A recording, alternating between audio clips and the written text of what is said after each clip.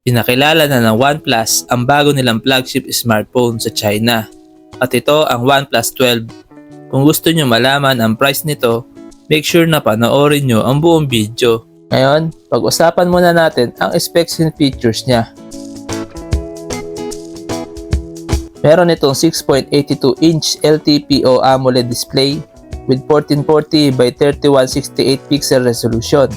May 120Hz refresh rate at naka-Corning Gorilla Glass Victus 2 screen protection. Meron siya 1600 nits high brightness mode at may HDR10 Plus and Dolby Vision. Ang OnePlus 12 ay may operating system na Oxygen OS 14 para sa international at Color OS 14 sa China version, based on Android 14 with Qualcomm Snapdragon 8 Gen 3 4nm chipset at may Adreno 750 na GPU. Ang phone na to ay mayroong 12, 16 or 24GB of RAM at may 256, 512GB or 1TB of internal storage at ito ay non-expandable.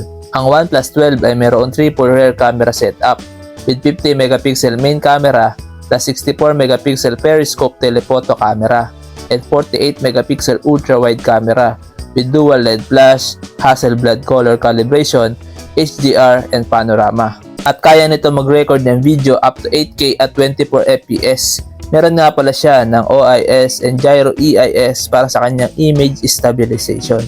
At meron siyang 32MP selfie camera with auto HDR and panorama with up to 4K at 30fps video recording.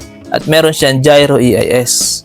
Ang phone na to ay may 5,400 mAh battery with 100W Super VOOC fast charging. Meron siyang 50W wireless charging at 10W reverse wireless charging. Sa kanyang build, naka-Gorilla Glass Victus 2 sa front. Meron siyang Gorilla Glass back at ito ay may aluminum frame. May timbang siya na 220 grams with IP65 water and dust resistance. Meron siyang under-display fingerprint scanner at ito ay may stereo speakers.